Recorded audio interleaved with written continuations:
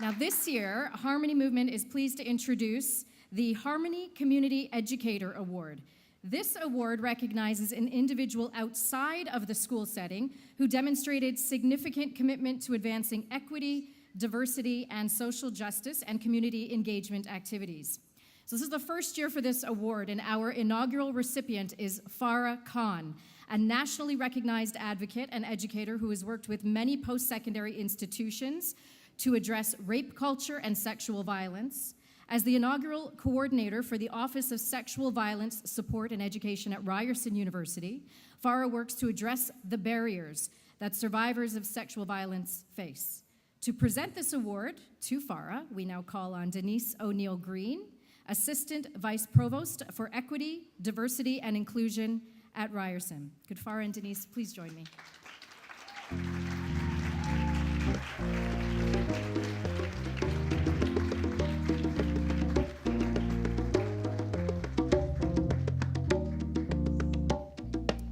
I just want to say a few words about Farah.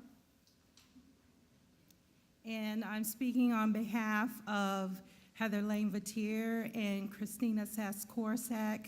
This phenomenal woman actually has 3 bosses. And because the work she does is so transformative and impacts the entire institution. And Ryerson is extremely lucky to have her. Thank you, Farah.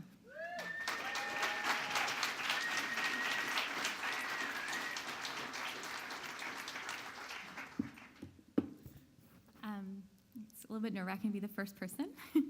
I want to say thank you to everyone, especially my femtors, the people who have mentored me since a young age, and that are my educators.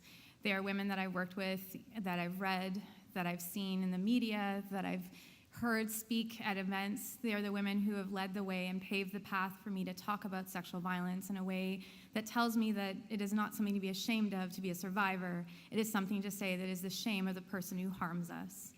And to really make sure that our voices are heard in the multidisciplinary way that they are, through art, through music, through any different ways that we can say our voices. I want to say thank you to Ryerson and to the Schleifer Clinic and Outburst and to my friends that are here. And I also want to say thank you to my partner, Kristen, who I think has vicarious trauma and from me working on issues of sexual violence, but she knows that this work is important.